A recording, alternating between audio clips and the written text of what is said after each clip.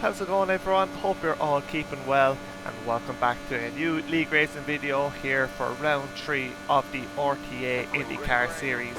And for this one we are at the iconic Indianapolis Motor Speedway for the 4-turn rectangular open wheel oval. Before we get into this one, because there's a lot to talk about, let's take a quick look at the standings after the previous round at Watkins Glen. And you can see here, after a tricky couple of races in New York State, we dropped down one place into 15th in the championship, 54 points. So still going better than usual in this league, as Dylan McClemens took the lead of the championship from Peter McCann at that round in Watkins Glen. But for this one, you can see here we are in qualifying, and it was decided that we would stick with the normal RTA procedure of open qualifying, even though we are at an oval. So slipstream, making sure you get a good draft is going to be very important here to get the best lap that you can and move your way up the grid. In practice, we could see that was worth maybe 3, 4, 5 tenths of a second if you get the draft perfect. So yeah, if you don't have the slipstream, you're going to be way down the grid. You can see here, starting to think about my tactic and strategy for this qualifying, making sure I get behind a couple of cars to try and set my best lap, which we are going on to here now. You can see up ahead, I'm about 1.3 seconds behind David Ward, and he's just behind another car in front of him. And in practice, I had practiced a good bit, making sure I knew what distance needed to be for the best slipstream. And if there was just one car in the train, I found it to be about 1.6 to 1.8 seconds.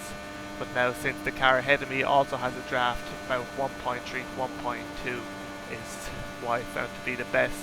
Maybe a little bit shorter, but this was the best I could work with. As we come out of the final turn now, we aren't up by a whole lot, but the grid is so close that improving by just about 6/100ths of a second, going to move from 23rd up into provisional pole position. So very good lap there. And after that I did go back out a couple of times, and this was the last run I did.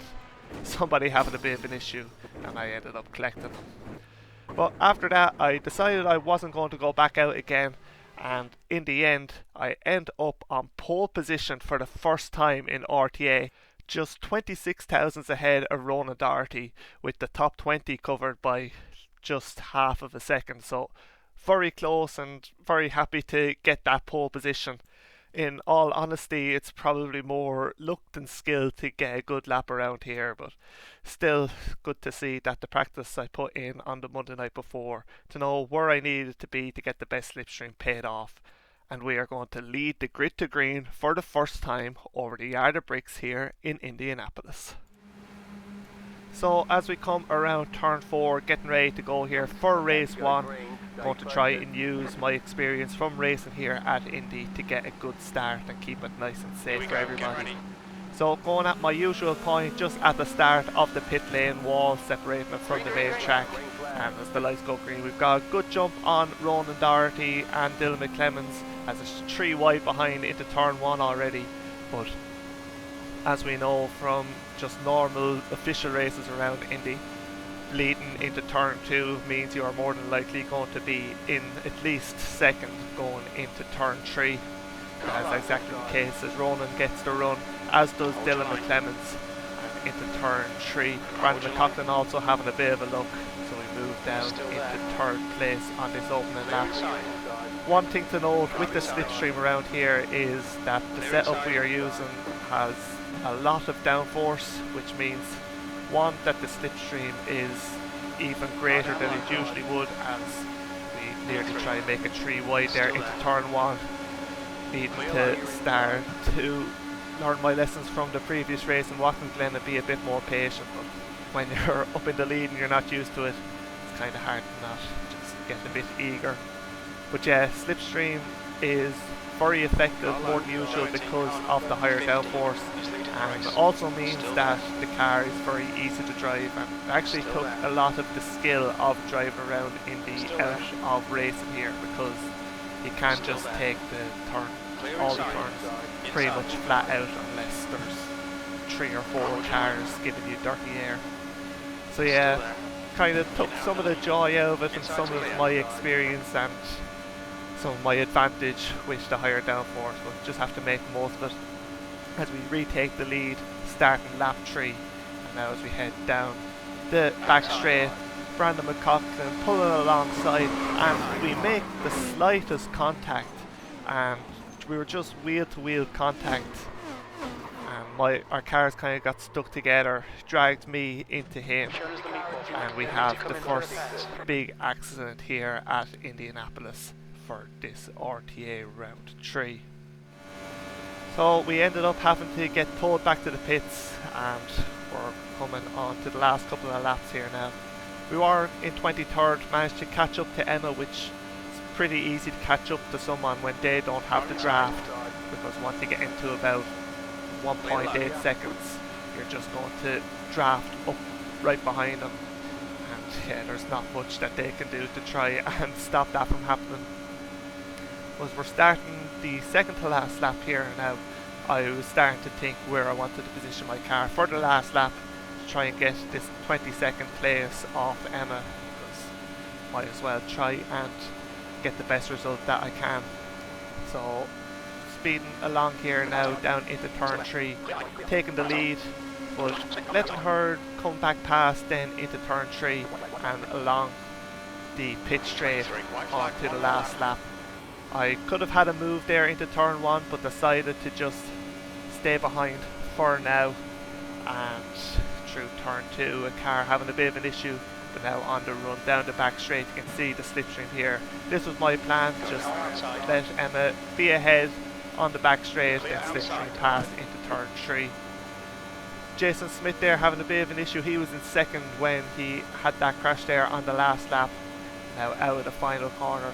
Pulling to the left to try and break the toll, but if you look in the mirror, the slipstream Emma's getting and the run she's getting is unreal, but luckily the line came up quick enough for me to finish race 1 from pole position in 22nd place.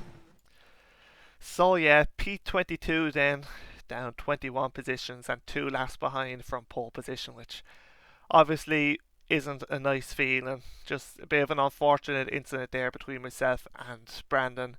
Just 9 times out of 10 you have that kind of contact, and both would have been able to keep going with 0x, but just unfortunate that it happened, that we locked together and ended up spearing into the wall. So yeah, Harry McGovern taking the win there, Wayne Douglas second from P20, so a great run from him, and give me confidence that from P22 we can still try and make a run through the field and get a good result here in race 2. So getting ready for race 2 here now, and taking it nice and easy, again using my experience, going to be patient and try and stay out of trouble on the opening laps here with a lot of cars ahead of us. As we go green, crossing the yard of bricks, we made a couple of places with a few cars, including Dermot, who were just getting past around the outside of turn 1.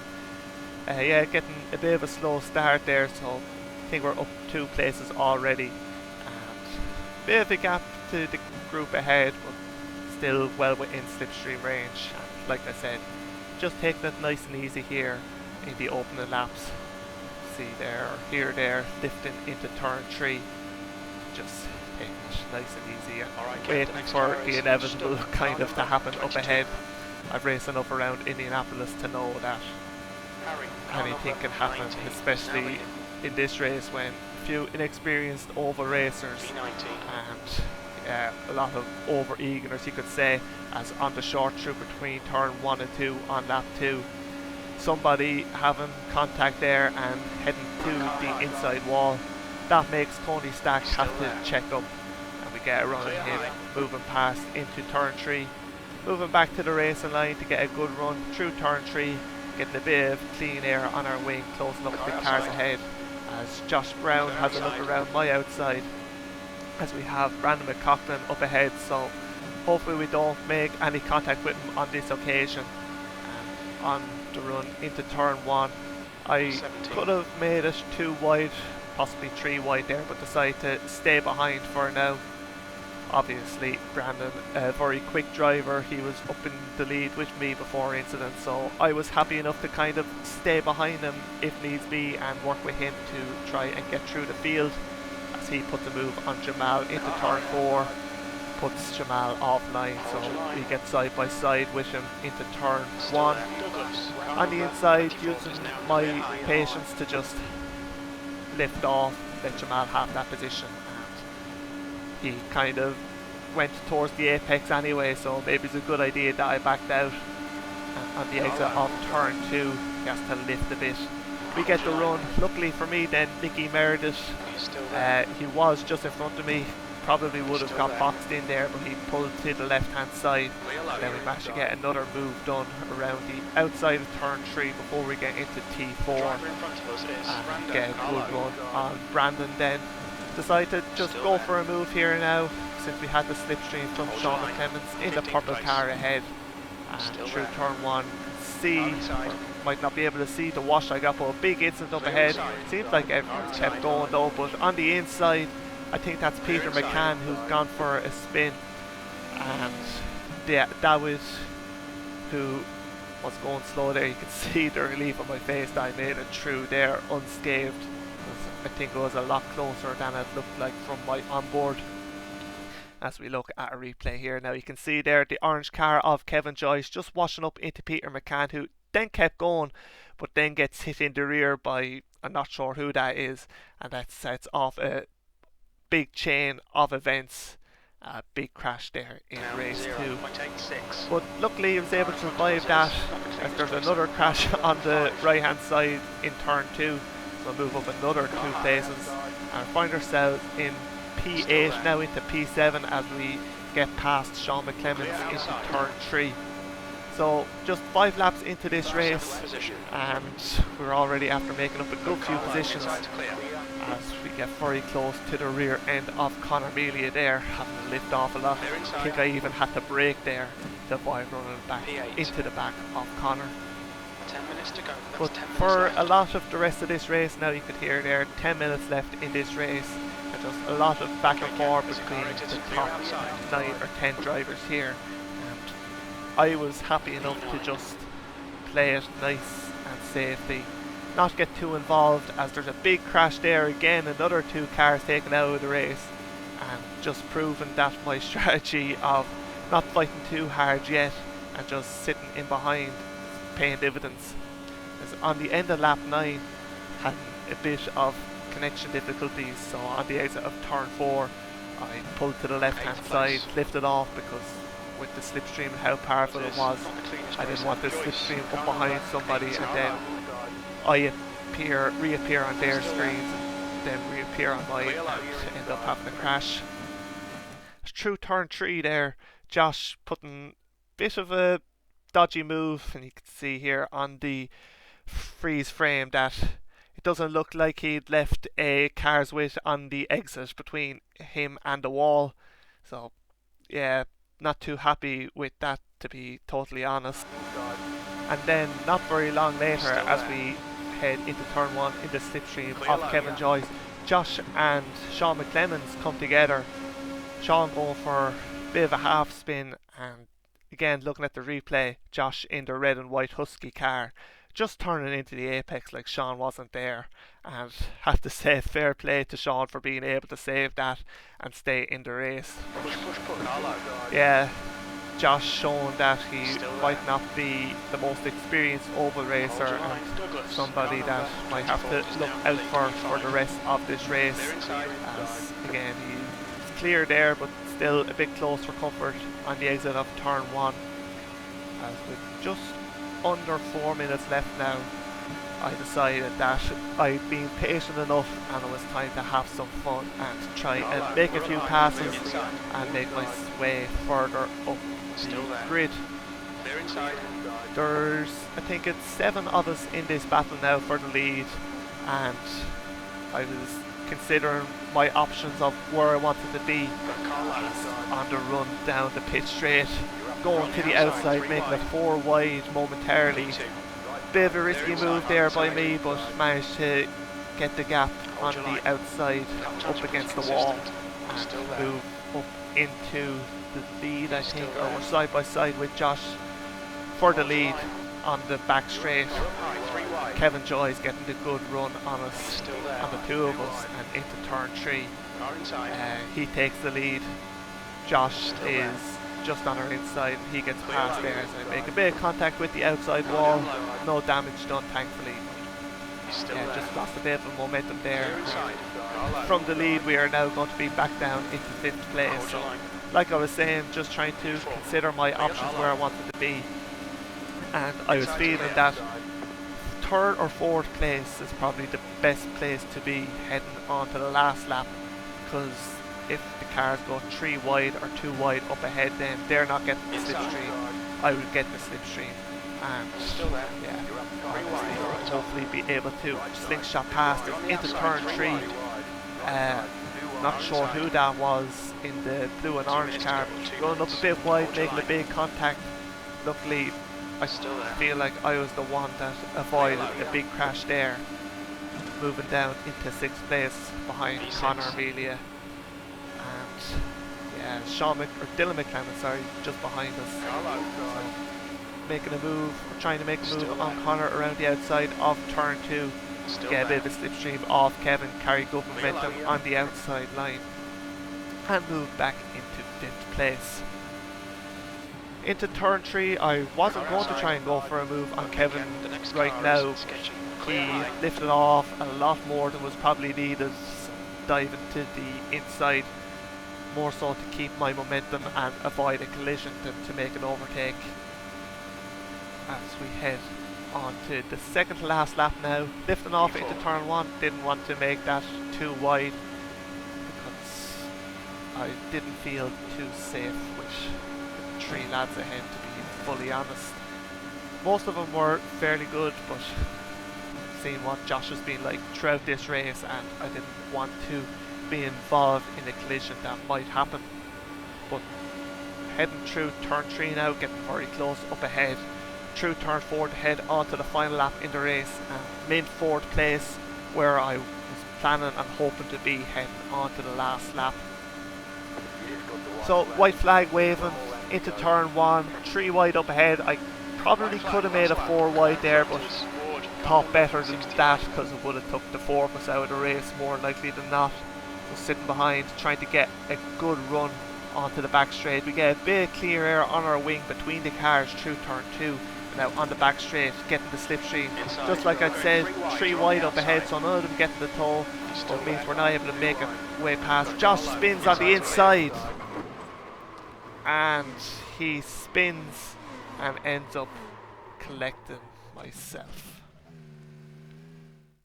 So looking at our replay here now, Josh in the middle, 3rd car into a 3 wide, so should have been the one to back out really, and it's just a bit of net code, unfortunately. I think it was with Wayne Douglas, spins Josh into me, and that caused a lot of carnage, as you can see up in turn 4. But through all of that, somehow Dylan McClemens managed to avoid it all. It looked like he actually made contact with Connor Melia there, who was in the air, but he managed to survive, and you can see here he takes the win in race 2. Somehow I was classified in 7th place, just with how much carnage there was in that race.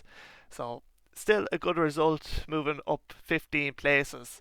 But heading into turn 3 there, when I was halfway through turn 3, I thought that win was mine when I saw Josh spinning. So unfortunate that we weren't able to get the win or a podium, but still a P7, and we're going to start race 3 from the front row of the grid. So as we're going to go here for race 3, something to mention is that for the first time I think in RTA there is a mandatory pit stop in this race. The fuel is limited to 60 litres when the car can hold 70, and even with 60 litres you could still fuel save and make it to the end of the race. So with 70 you barely need to do any lifting, which you're going to do when you're in the dirty air anyway, so would have been easily able to make it to the end without a pit stop, but that's what was decided. So able to make a format change to race 3 with putting in an extra pit stop and with adding extra downforce to make the car easier to drive, but having to do open qualifying, because that's the way RTA does things. Is interesting, but we'll move on anyway. Heading into turn 4 here to get going for race 3. Conor Amelia from pole position, so Conor seemed like one of the few that had a good bit of experience driving the IndyCar on the Indy Oval, so felt fairly safe being alongside him on the front row and him having a safe and good start. Looking to our left to see when Conor goes green, and as he puts the foot to the floor, we do the same and we get going here for the final time at the Indianapolis Motor Speedway. Across the Art of Bricks in P2 through turn 1, but from race 1 we know what's going to happen on the run down the back straight. Flat out even in the dirty air on lap 1, just with the reduced speed that you have. Taking the slipstream, pulling to the left hand side and pulling into the lead of the race. So for the 3 races in this round I've led at some stage, so it's not going to last for long, as Josh, who we've seen in the previous race, is going to get the run on the pit straight and move back into the lead. So before this race started, my tactic was that I was going to pit early, probably on lap 2 or 3, if I can get the line into the pits. And my reason for that was to avoid any carnage that might happen, and hopefully just be able to run flat out by myself, and when everyone else pits then hopefully I can come back out into the lead. Not going to take any tyres because that adds about 5 seconds to your pit stop, so also hoping that a few others take tyres and we can gain a couple of seconds there. So through turn 4 we have a gap on the inside, so we dive for the pits from P3, but on the entry into the pit lane I lock up the rear tyres, spin into the wall, and then Jamal comes into the pits and hits into the back of me. You can see here how disappointed I was with that. In practice I've done maybe 10-15 practice pit stops or entries into the pits. I've done so much practice pitting for the Indy 500, and it's been a long time since I spun into the pits like that. We end up coming out in P20 and move up into P19 as Nicky must have had some kind of incident himself, moved past him on the outside of turn 2. So thought I was going to have a bit of a battle with him, but just a lap later you can see in the mirror he washes up into the wall and then spins out of the race. So for the rest of the race I was just running around in the draft of the leaders, trying not to get in the way of anybody that was fighting for a good result.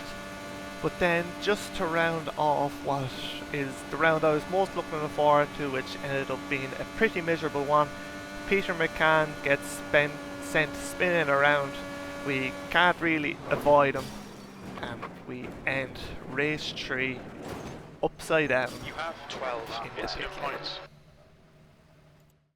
So in the end, finishing race 3 in 17th place, Conor Amelia actually won the race but was disqualified because, as I mentioned before the start, it was possible to do enough fuel save to not have to pit, but it was a mandatory pit stop, and that means that Brandon McLaughlin, who finished second, takes the win from 22nd place. So after crashing with myself in race 1, he wins race 3 here at Indy.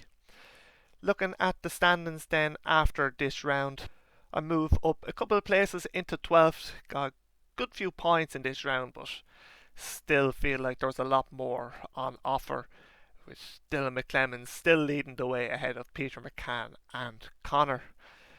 A few thoughts on this round and racing at the Oval. I don't want to talk badly about RTA because I really enjoy the league, but I feel like for qualifying, even though I managed to take pole, like I mentioned, it was just pure luck really with the toe. So feel like it should have been lone qualifying around here, just so yeah, it's more skill than luck with where you start the first race. And then with the setup, I feel like there was just way too much downforce. It made the slipstream even stronger, which made it did make the race more interesting, but it caused more chaos and kind of, I would say, almost like a BOP on the likes of myself who have experience racing around Indy on the oval. Uh, just made it obviously a lot easier to drive and reduce the skill level, in my opinion, which there isn't anything done on the normal race tracks to bring the field closer together in skill level. So don't feel like it should have been done for the ovals, and look, it's probably going to be the same when we go to the Daytona oval, so just have to put up with it and try and make the most of it. But that is it for this video and round 3 of the RTA IndyCar series. If you did enjoy, make sure you leave a like and subscribe before you go so you don't miss the rest of the season. But until the next one, thanks for watching. See you then.